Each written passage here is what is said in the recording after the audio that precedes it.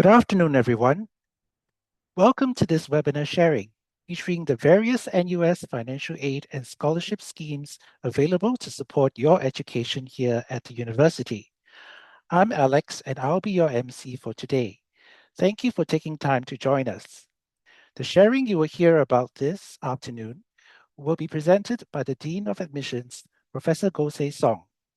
After the presentation, there will be a Q&A segment with Prof. Go, Associate Director and Assistant Senior Manager of the Office of Admissions, Ms. Autumn Ong and Ms. Lim Jie-wen, as well as two NUS students. If you have any questions, we greatly appreciate if you could please write them down in the Q&A tab below, and we will answer them towards the end of this webinar. Thank you for your patience. Professor Gosei Song is the Dean of Admissions at the National University of Singapore. A mathematician by training, he received his honours bachelor's degree from the University of Oxford in 1988 and his Master of Science and PhD degrees from the University of Michigan, Ann Arbor in 1990 and 1992 respectively. He joined NUS's Department of Mathematics in 1994. He is highly passionate about education and has received numerous teaching awards, including the University Outstanding Educator Award in 2009. His research interests focus on the theory and applications of wavelets, approximation theory, and harmonic analysis, and he also participates in interdisciplinary research involving the practical use of mathematics. Without further ado, let us begin the session. Prof. Go, please. Thank you, Alex, for the introductions, and a very warm welcome to all of you, and a very good afternoon to all of you.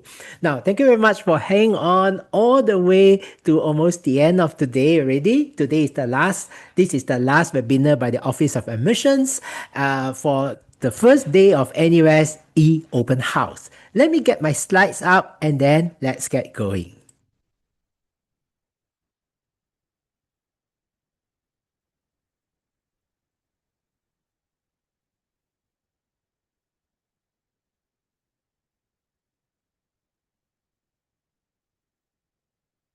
Okay, now this particular webinar is a little bit different from some of the earlier sharings that you have heard. This webinar will be focusing on scholarship and financial aid for students in NUS. Now, let me just recap again the NUS experience. Now, for NUS, we are a research-intensive, comprehensive university where we take in more than 7,000 undergraduate students. And each year, and for these 7,000 undergraduate students, they are spread across a wide range of bachelor's degree programs. We offer more than 60 different of them. And the question is that, how can you have a full suite of the NUS experience? Apart from academics, which is really the basic, how can you enrich your NUS experience? So, for example, some of you may be interested in student life. Some of them, you will be interested in staying on-campus accommodation. How do we make it happen? And of course, we also realize that having a global exposure, global perspective would be very helpful for our students.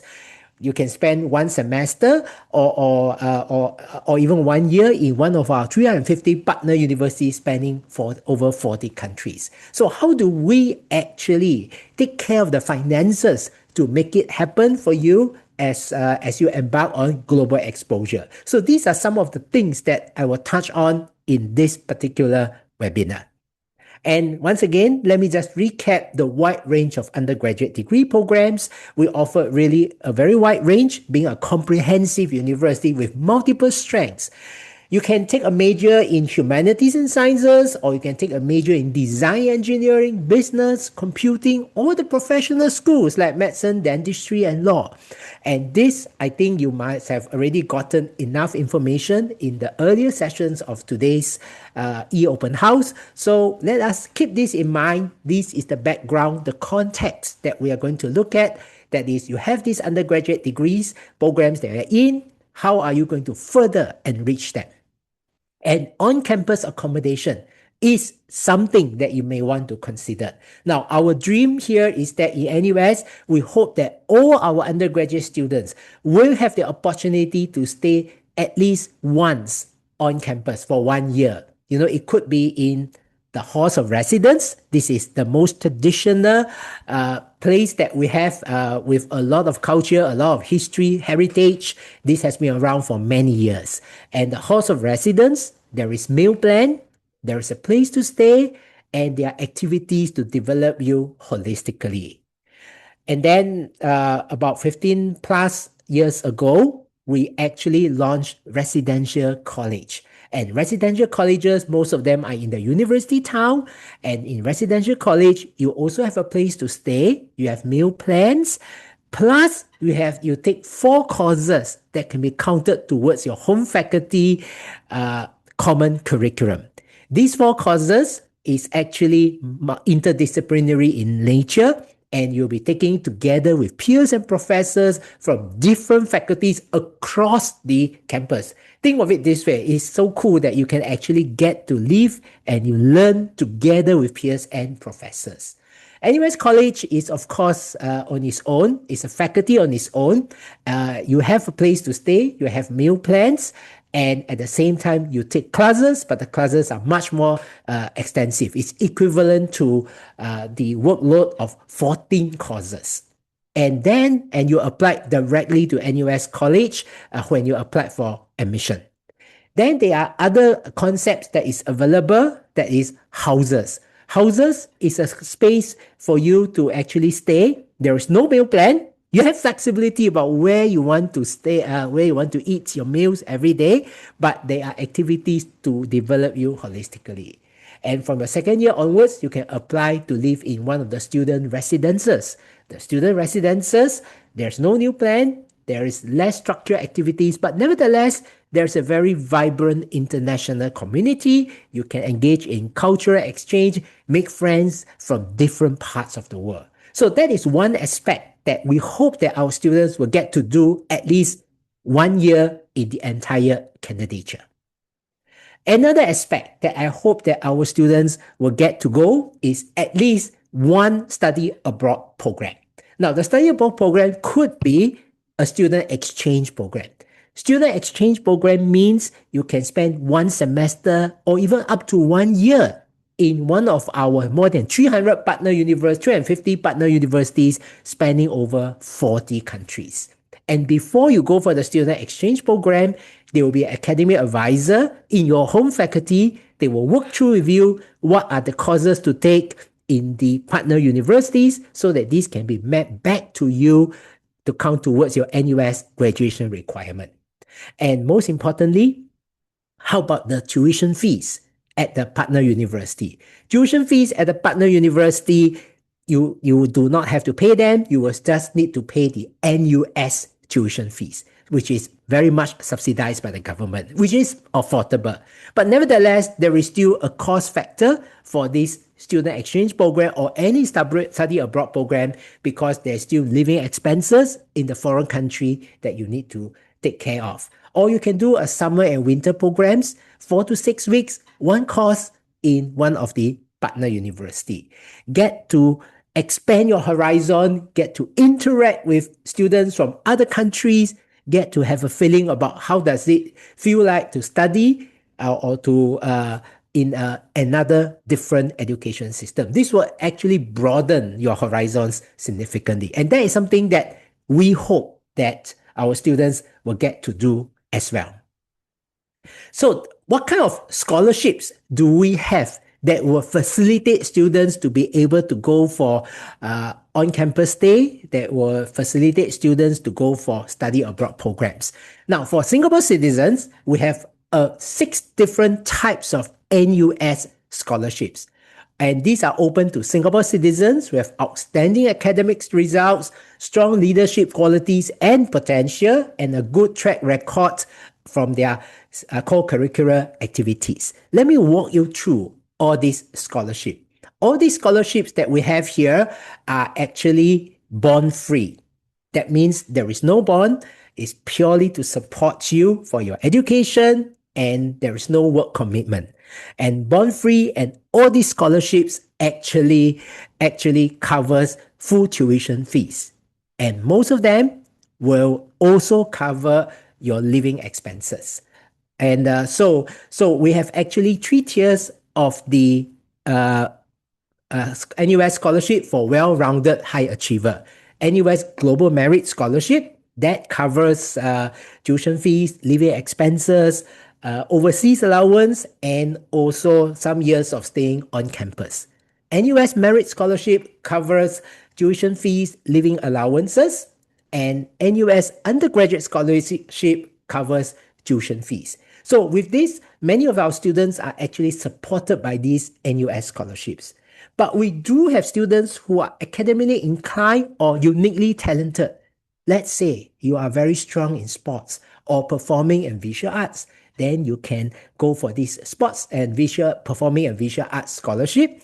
And we have also launched an AI talent scholarship last year for students who are in the undergraduate degree programs related to AI, like a major in AI, a major in business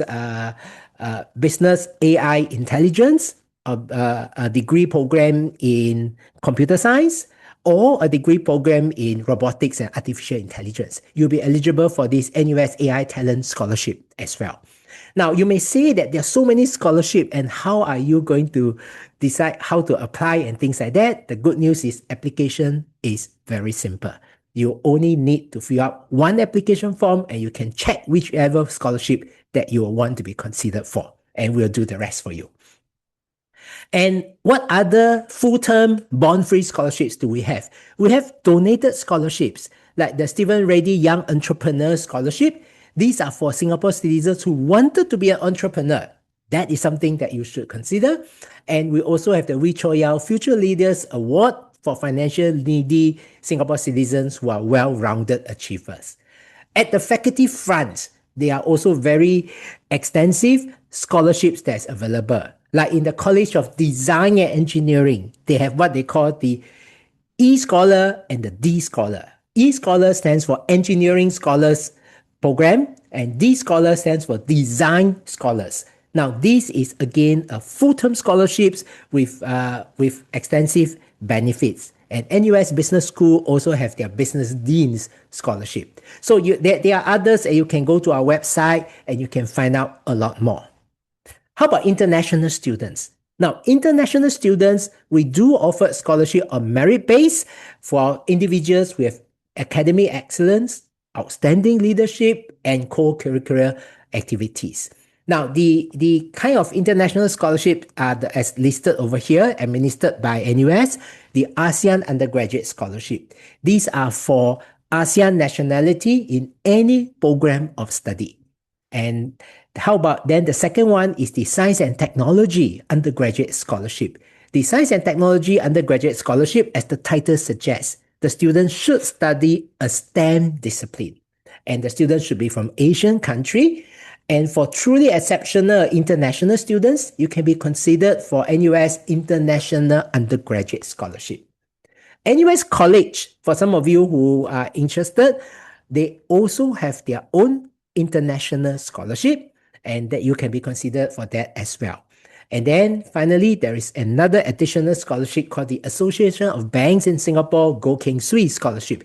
These are for any degree programs of study with a series of nationality from Asian countries. Now, all these international scholarship, don't worry, you don't have to worry about how are you going to apply them.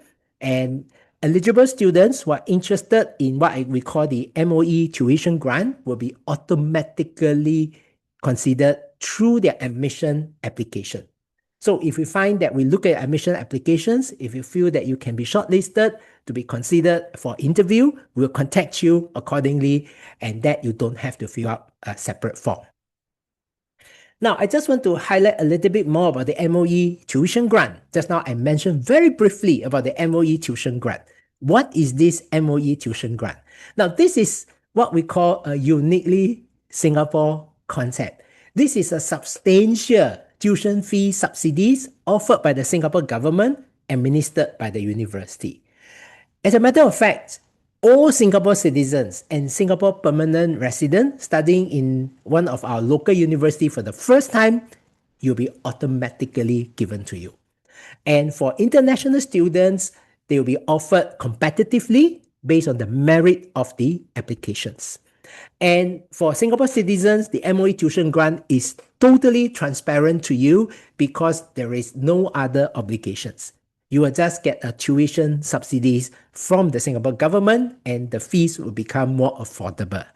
For Singapore permanent residents and international students who receive the MOE tuition grant, in return, you have to work in a Singapore registered company for 3 years after graduation.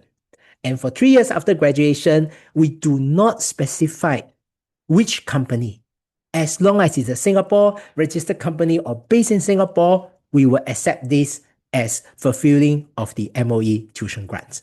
And this is again something that is very popular for among our students. So let me just give you an idea about how the MOE tuition grants works. Now, the MOE tuition grants, so let me take an example from the AY 2025 tuition fees. The AY 2026 tuition fees that many of you are looking at, the actual tuition fees will be announced sometime around next month. So at least we use this as a context to explain to you what is the working of the MOE tuition grants. So let's say we have a student who is interested in engineering. So you look at design and engineering, and the full tuition fee is 39,200 Singapore dollars a year. That's a lot of money. And for students, Singapore citizens, who is automatically giving the MOE tuition grant, then the annual fee is $8,250. It's a substantial reduction in the tuition fees. For Singapore permanent residents and the international student, you may or may not have the MOE tuition grant. If you have the MOE tuition grant, your tuition fee will be reduced by more than 50%. And or else, then the tuition fee would be 39,200 Singapore dollars. And then the question is that, let's say, how about other kinds of financial aid? So I'll come to the second part of my presentation here, that is about financial aid. The first part, I talk about merit-based aid, which is scholarship. So this is the second part, which is for financial aid. Now, this part here is a little bit more technical. So, but I want this to be as interactive as possible. So if there's certain aspect that you want to find out more, and feel free to type in your question in the Q&A tab, or you can use the emoji at the bottom of the screen to highlight to me these are certain topics of greater interest. So I touch on about this in a moment. So what are the wide scheme of financial aid schemes that we have? We have all kinds of financial aid scheme to cover your tuition fees, living expenses, on-campus accommodation, and study abroad program. Now, depending on lifestyle, the annual cost of living in Singapore, excluding accommodation, is about $6,000 a year. On-campus accommodation for 35 weeks is about, on average, $5,750. So there are three baskets that we can describe the various kind of needs-based financial aid. Now, the first basket is bursaries and grants. Bursaries and grants are essentially like what we call free aid. That means you do not need to return them. These are given to you because based on your financial situation, you qualified for them. So there are several kinds of bursaries and grants. The first group is the higher education community bursary, higher education bursary. These are for Singapore citizens. These are provided by the Singapore government. So this is what we call government bursary. The second type is NUS bursary. NUS bursary, these were actually funding provided by NUS itself to support needy students. And this can add on to the government bursary. NUS bursaries, we provide it to all Singapore citizens and also permanent residents and international students. The quantum may vary depending on the needs and depending on the nationality. So that's the first group. And this group will take care of tuition fees and take care of living expenses. Second group, if you want to go for an on-campus accommodation, then there are certain bursaries that's available, again, needs-based. It could be a residential program bursary, residential college bursary that will help to defray some of the costs of the on-campus stay, the second group.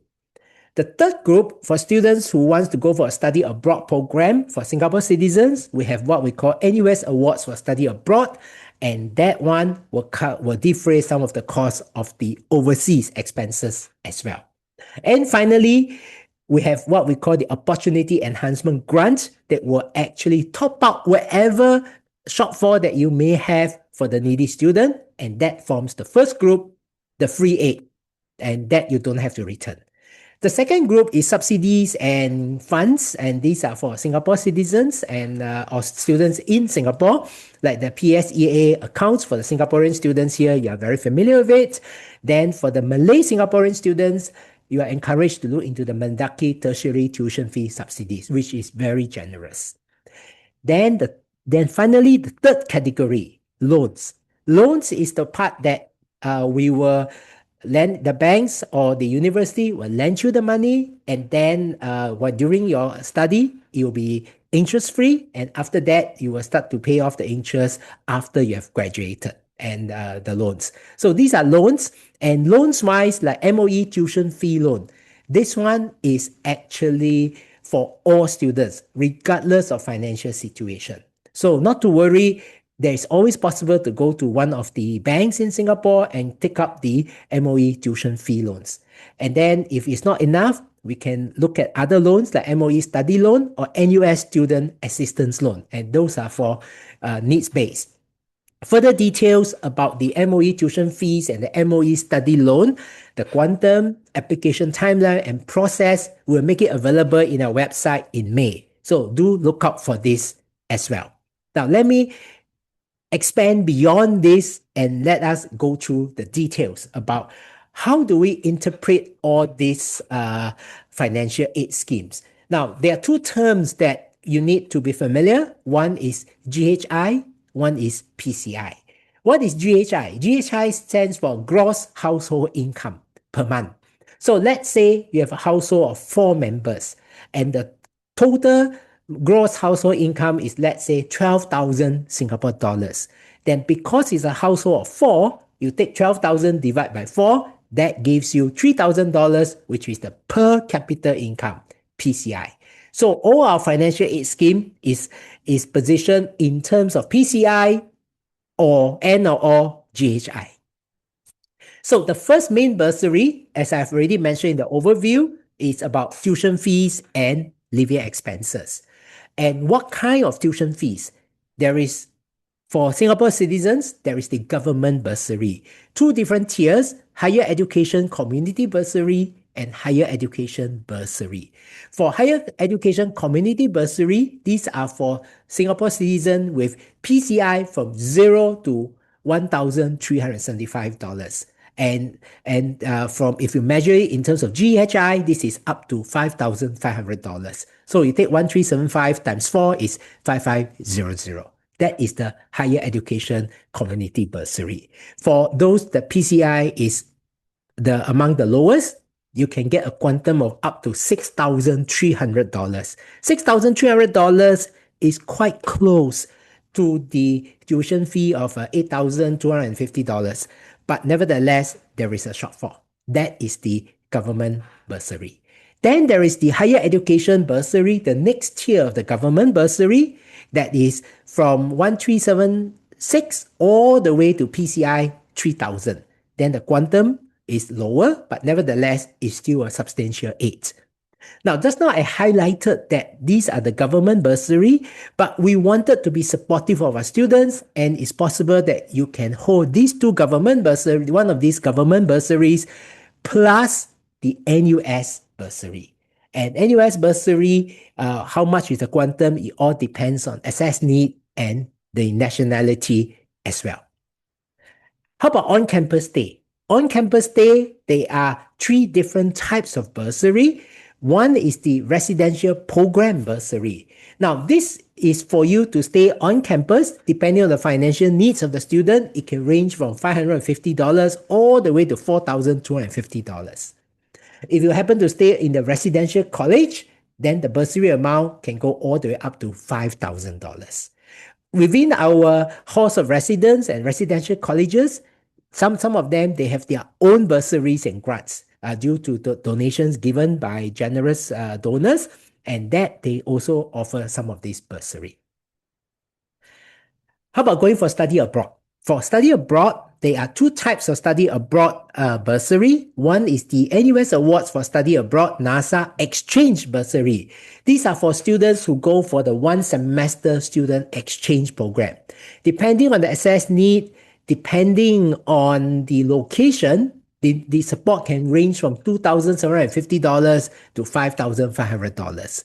For students who go for a shorter duration, summer program, winter program, research extension program, then the bursary is what we call the NASA Enhancement Bursary. The quantum, because it's shorter duration, range from 440 to 3,300. Again, depending on the duration, depending on the location and the financial needs. So these are some of the bursaries that we offer. And some of you may be thinking that while we offer bursaries for tuition fees, we offer bursaries for living expenses, it doesn't cover everything. And for your study abroad program, for your on-campus stay, we do offer scholarship, but it may not cover everything. So what happens if a student is actually a financial needy student? Now, we want our students to have a peace of mind. We want our students to have full access to the comprehensive NUS experience.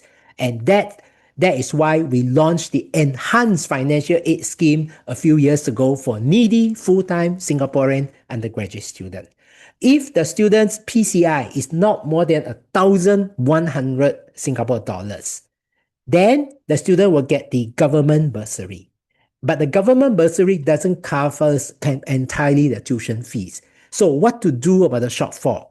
NUS bursary will come in and fill up the shortfall so that students with PCI not more than $1,100, you don't have to pay any tuition fees. It will be totally covered. How about if the PCI is not more than $750? Then not only tuition fees will be fully covered, then at the same time, NUS bursary will provide you $4,000 per year for your living expenses. We want our students to fully embrace the opportunities and all the development options on campus. So that's why we provide another $4,000 per year for your living expenses. At the same time, our dream of having a student to stay on campus for at least 1 year to go for one overseas program. We do know that we have the bursaries for both of these, but they don't cover everything. For students with PCI not more than $750, we will provide you with a grant called the Opportunity Enhancement Grant. And because being able to go for study abroad program, being able to have an overseas exposure, this is valuable learning opportunity. We want to enhance it. So we provide you with a $10,000 over your 4 years of candidature to top up the shortfall of whatever financial aid that we have for this, so that every student will have equal opportunity to have access to all this learning opportunity. How about other financial aids? Other financial aids, we have like PSEA, which I think the Singaporean students in the audience are very familiar. You can use it. Mendaki tertiary tuition fees. These are for Singapore citizen Malay undergraduates with PCI not more than $2,000. And the next category are all the loans that I've just mentioned. And like MOE tuition fee loan, MOE tuition fee loan, that there is no PCI requirement. And CPF education loan, there's no PCI requirement. MOE study loan, there's a PCI requirement. And NUS student assistance loan, depending on how much, again, based on the assessed financial needs. And on top of all this, we try some students who are receiving our NUS financial aid and they will wish to work part-time. We provide them with the work study assistance scheme.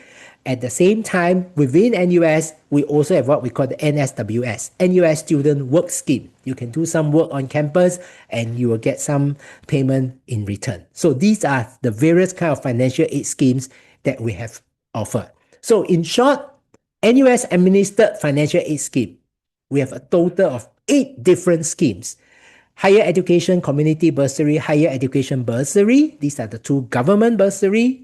Our own bursary, the Opportunity Enhancement Grant under our Enhanced Financial Aid Scheme. 2 types of on-campus stay bursary. and there is MOE study loan and NUS student assistance loan. Now, some of you may say, this is so complicated, so many different schemes. Which one should you apply to? Not to worry, we make it easy for you. You only need to make one online application and we'll assess your circumstances and we'll offer you the entire suite of all these financial aid schemes. Don't worry, you don't have to take up all of them. You can pick what you need and we'll give it to you. So this is a very simple process. And bursaries, because your financial situation may change from year to year, so you need to apply for bursaries every year. Loans, you don't have to. It's tenable for the entire program duration.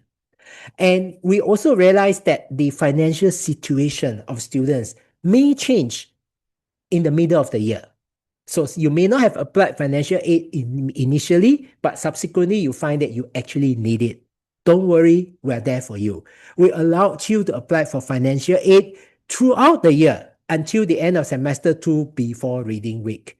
And in terms of what happens if you have applied for financial aid and then your financial situation changed, not to worry, come back to us and just let us know and we'll reassess your financial aid package if there's a change in your family financial situation.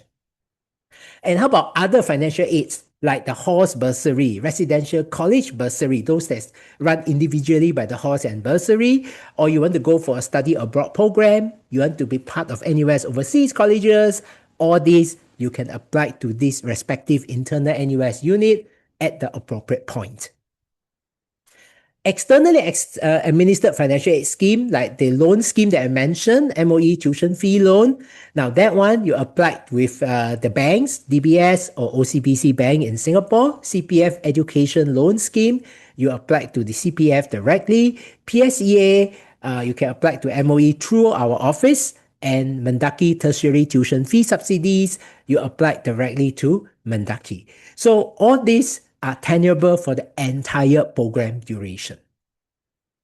And some of you may say, I'm not sure how much money will I receive or will I need. So we have a financial aid calculator on our website. You key in which year that you're matriculating and then the program you are studying, and then we'll make an estimate for you so that you have a sense about your financial need.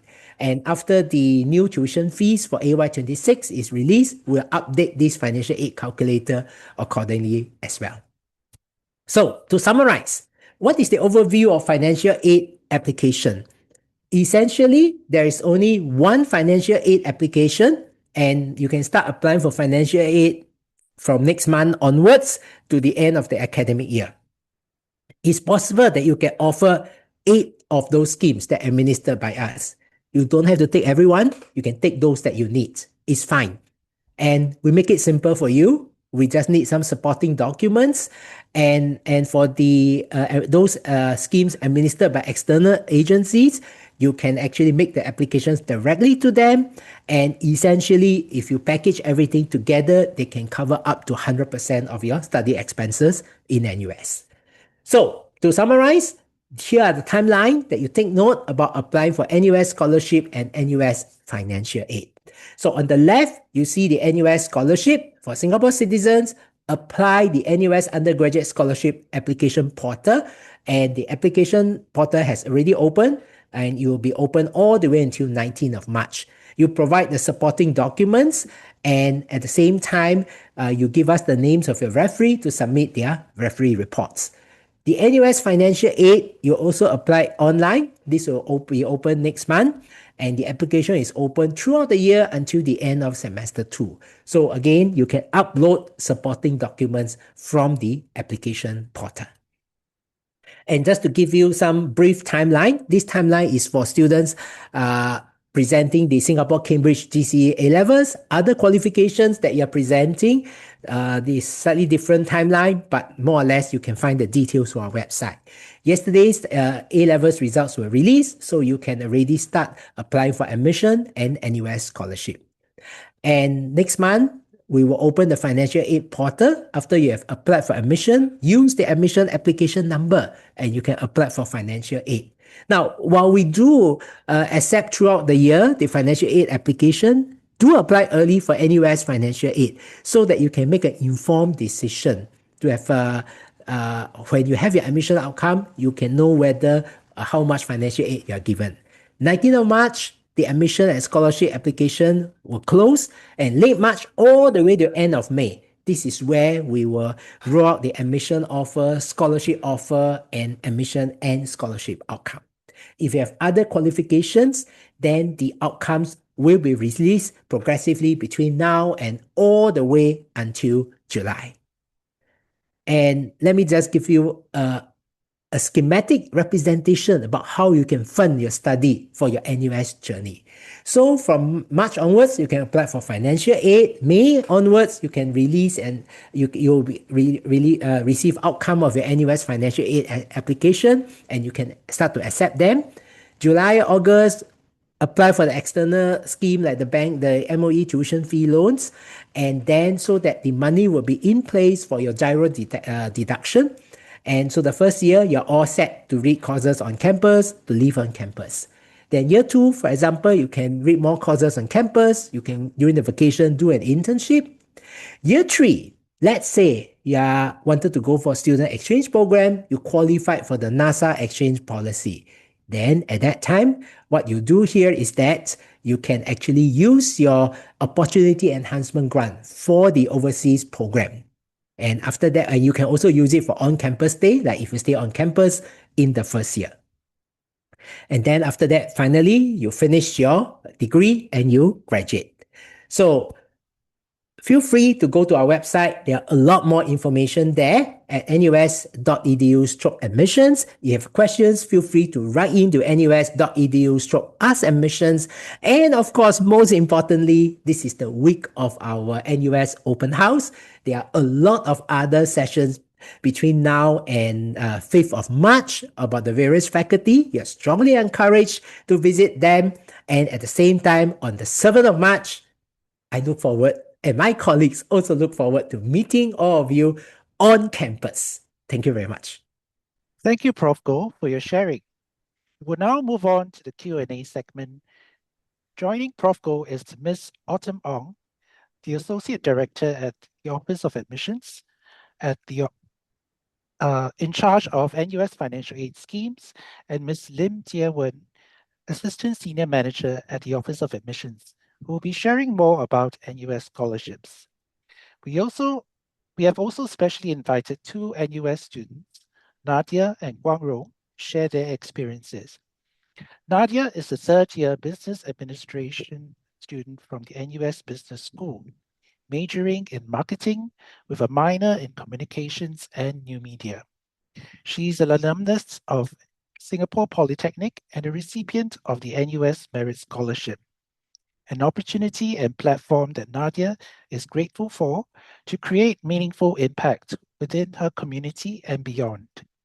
Currently on exchange at the University of Leeds, Nadia is eager to broaden her global perspective and bring back fresh insights to enrich the NUS community. On campus, she serves as the Welfare Director of the NUS Malay Language Society, where she led an initiative to procure and distribute exam welfare packs in support of fellow students. In line with NUS's commitment to holistic student development, Nadia is also an active member of the NUS Silat, having clinched both gold and bronze medals for the team in recent tertiary competitions. With a supportive community and enriching academic environment, she remains confident that NUS continues to propel her towards greater heights. Guang is a second-year student under the NUS Boston University LLB LLM Exchange Plus program. Under this arrangement, he will complete 3 years at NUS Law before going to Boston University for his 4th year. Upon successful completion, he will graduate with a Bachelor of Laws Honours LLB from NUS and a Master of Law LLM from Boston University. He is an alumnus of Hwa Chong Institution and a recipient of the NUS Global Merit Scholarship. Guang previously resided at Pioneer House and will be staying at Prince George's Park's residence this semester. He is actively engaged in student life through his involvement in the Law Collaborative Dispute Resolution Club and the Law Students International Relations Club. Guang has distinguished himself in several competitions. He was the runner-up in the Allen and Gladhill contract drafting and negotiation competition and the global semi-finalist in the Copenhagen Business School case competition. He also represented NUS in the International Investor-State Arbitration and Mediation competition, which was held in Colombo, Sri Lanka in 2025. There, his team received the Distinction in Mediation Advocacy Award, and Guang previously interned with a tax practice group at Baker, McKenzie, Wong, and Liao, and participated in the Catalyst program hosted by Herbert Smith Freehills Kramer ProLegis. I'll hand the time over to Prof. Go, who will be moderating the Q&A segment. Prof. Go, please. Thank you, Alex. And I'm thrilled to see that many of you has many questions about scholarship. So it's very nice that I have two NUS scholars to hear together with me. So Nadia and Rong, would you like to say hi to the audience here first while we Hi get going? everyone. Hi everyone. Thank you for joining us. My name is Rong, and I look forward to answering any questions you might have. Okay, very good. Nadia? Hi everyone, I'm Nadia. It's really an honor to be invited here. A few years back, I was also in your shoes joining this webinar, so I hope that this session is as useful to you as it was to me. Well, I'm so glad that life has come to a cycle that Nadia, you attended our webinar and now you are helping with the webinar. And my colleagues from the Office of Admission, Autumn and Jaewon, would you like to say hello to the students here as well? Hi everyone, good afternoon. I'm Autumn and I oversee financial aid at the Office of Admissions. I'm happy to be with all of you today and I will be answering some of the questions that you may have relating to financial aid. Okay, and Jaewon? Hi everyone, I'm Jaewon. I oversee scholarships at Office of Admissions. I'm happy to answer your questions today. Okay, very good. Now, I think some of these pressing questions that I think many of the students have is that, I mentioned about our hope that students get to stay on campus at least once and also to go for an overseas experience at least once. So let's get and since Guang is holding the Global Merit Scholarship, which also cover on-campus stay. So maybe Guang, can you share with us the various kind of on-campus stay options that you have been at, and maybe tell us more about these, and maybe you can make some suggestions to our prospective students too. Over to you, Guang. Thank you. So in my first year, I was in Pioneer House, and in my second year, I'm currently staying at PGPR, which is Prince George Park Residences. I think the great part about staying on campus is that you get to meet a lot of new people, and like Prof. Go said, it is really an international community. So there are two things I want to touch on. Firstly, events. So in all of our residences, we have a residential committee, and then they run events as well. So these are things like Chinese New Year get-togethers, Halloween, laser tag, and end of semester events. And it's not just a very good break from studying, but you also get to meet people from all over the world. So I've met people from Vietnam, from Sweden, from France, from China, and they're also from all the different faculties as well. And some of them are even doing their PhDs or masters. So you get to mingle with people from all over the world. And in the day-to-day life, people are very friendly as well. So I recall a few weeks ago, I was eating at the canteen the other day, and I started chatting with the person who was sitting next to me. And turns out she's actually from Lebanon, and she's here to do her master's in microbiology, which I thought was really interesting. And then afterwards, she introduced me to some of her friends as well. So all in all, I think that staying on campus is a very good experience, and I think it's one of the biggest highlights of my student life in NUS so far. Thank you, Guang. This is so nice to hear this. We always hope to give our students international exposure. Now, I mean, going for study abroad program is one thing. The other is having international students, could be overseas exchange student on campus too. And this is where you really get to meet people and learn their culture, learn their way of thinking, which I'm sure Guang has really appreciated it. Now, Nadia is actually not dialing in from Singapore. Nadia is currently in UK in the University of Leeds doing her student exchange program early in the morning. Nadia, can you share with us how is it like to study in a different environment overseas, Yes, so I'm here on a semester-long exchange, so it's around 6 months, and I've been here for 1 month already. And honestly, it's been really, really amazing. It's been very eye-opening to experience life abroad. I'm exposed to different cultures, not just like for the locals, but also the international students that are also here.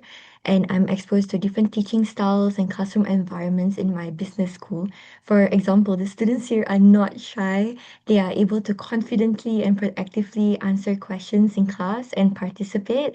And it's honestly a vital part of being a business student. And this is definitely something that I will be taking away.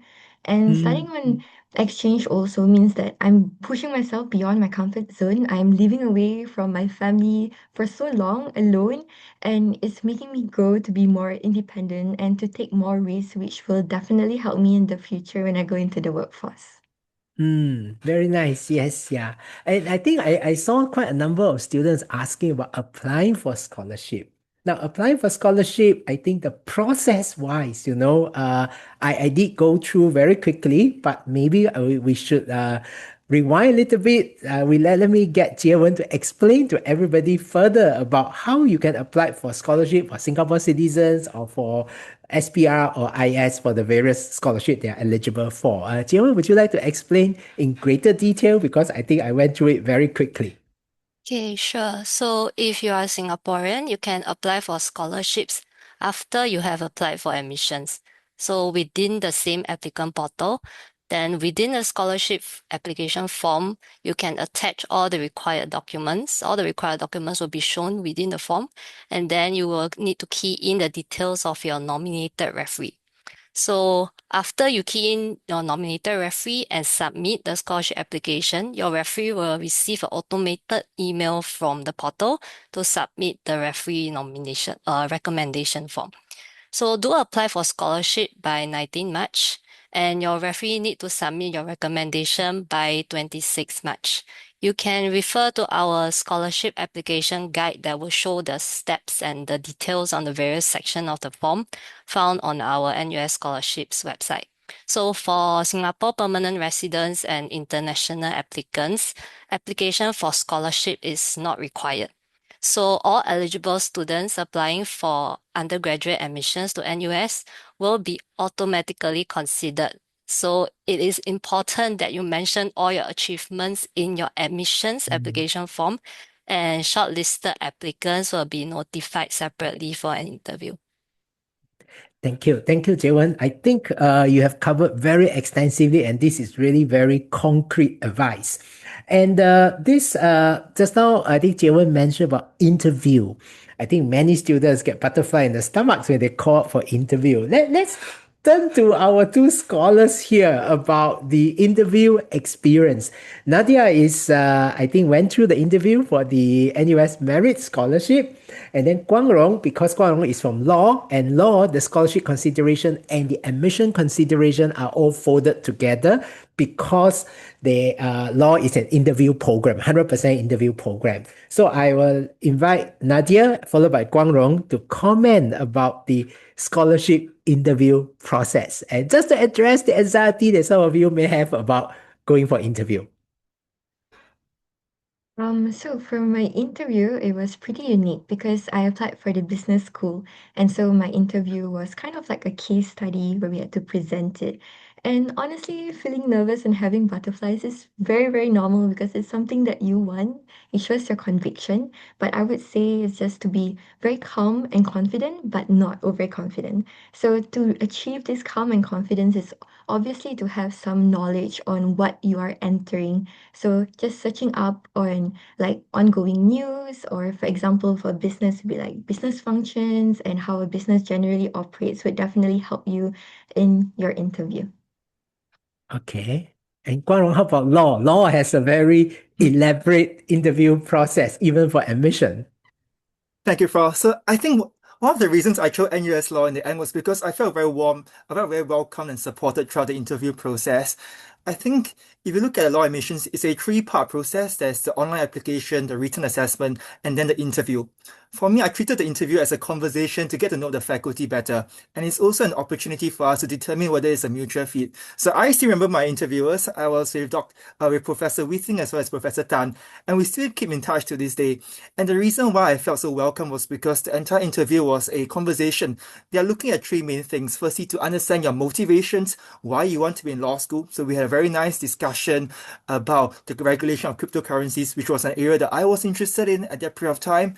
We talked about our mental models, how we solve issues. So there was a conversation where Prof would tell me a hypothetical situation and ask me to respond to it. How do I solve this from my perspective? What are the considerations that I had? And I think the thing that struck me the most was that it was a very collaborative process. So I would say, well, Prof, I will take it with this solution and this approach. Then Prof would say something like, okay, that's great, but have you considered the other approach as well? And so, yeah, collaborating to build up a legal solution. And I think that's one of the reasons why I felt NUS Law was a great place to be, because the professors here are very supportive, they're very kind, and they're very willing to engage with you to develop your thinking. And on this note, just to sidetrack for a bit, I recall a few weeks ago that Professor Simon Chesterman texted me about it. Texted me about how I helped out with his essay that he published recently. And it was through a email correspondence that we had where he was inviting comments and I submitted some thoughts. And through that process, he was working with me about how we can incorporate those comments into his final essay. And I think it's that culture of openness that I first felt at the interview process that made me choose NUS Law in the end. I think the last part they're looking for is your mindset, the way you're facing adversity, the way you deal with problems, and the way how you persevere through it. But all in all, I think going to the interview with an open mind, take it as a conversation, and really try to enjoy the process and to understand the faculty, because at the end of the day, we are really here to just support you throughout your entire 4 years. Thank you, Guang. This is very concrete and solid advice, And let me chip in. In fact, you go for a scholarship interview or admission interview, be authentic, show people what you have done, your strengths, and your attributes. Now, let me now turn to Autumn to tell you a little bit more about financial aid. Now, financial aid, I know I spent a lot of time going through the details because I find it rather complicated. So, but actually the whole process is simple. And let me get Autumn to tell you more about how to apply, what scheme to consider to keep, and when to apply. And I think Autumn can explain this a lot better than me. So, Autumn, over to you. Thanks, Prof. Yeah, maybe I'll just begin with when they should apply for financial aid. Yeah, so the application opening date is tentatively set as 9 March for now, but because it's tentative, so you can actually visit our website nearer the date to check on the confirmed application opening date. And you are encouraged to apply by 1st April.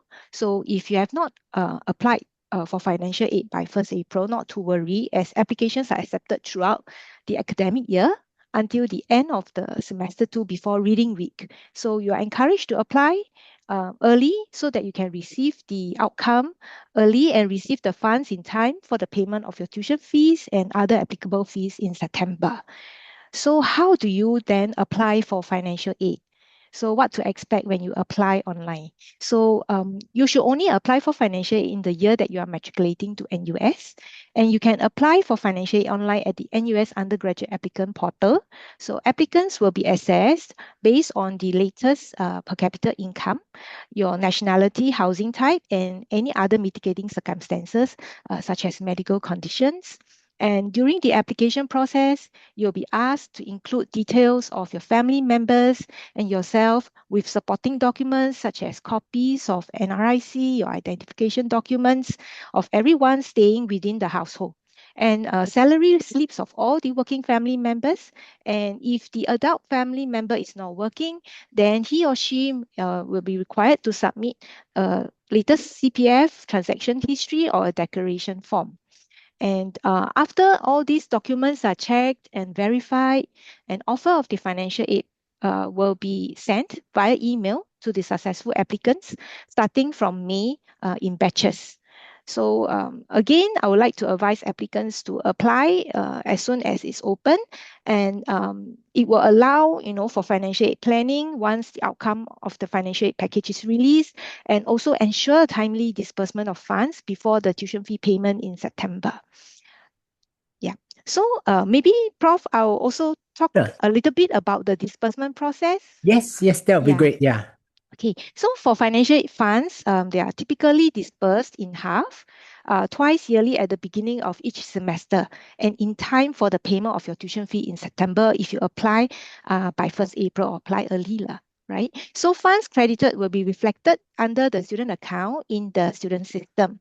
And if you are eligible for financial aid, the funds from these schemes will be used to pay for your tuition fee and any other outstanding fees first before any remaining balance is credited to the credit bank account you registered in the student system. So you are not required to make payment for your fees first if you are expecting to receive some funds from your awards or financial aid schemes, and you are only required to pay the net amount outstanding. So there are various modes of payment, such as like Giro, e-payment, or PayNow, QR. So there are more information that you can find out from the website. I will also paste the link of the Office of Finance website in the chat later, and you can just refer to it. Yeah. Yeah. Thank Over you. to you, Thank you. Prof. Yeah. Yes, I think these information are all very useful, and you can see that we are actually simplifying the whole process about applying for financial aid, and all those information I have just described, you can also find it from our scholarship and financial aid brochure, which our colleagues can put in the chat as well, and which is available online. And I think, Jiwon, I have one more question here that I have for you that I noticed that some of the students are asking. Some of the students here are actually returning NS men, and they may or may not already have an admission offer. Can they make a separate applications for scholarship? Would you like to comment on that? If they are returning NS men, they can still apply for admissions first if they have not accepted admissions offer previously. So after you have applied for admissions for this year, you can apply for scholarship for this year. So, however, if you have previously accepted an admissions offer, you can also apply for scholarship this year based on your reserve program. Yeah, so Okay. the application process is the same for non-returning NS men and returning NS men.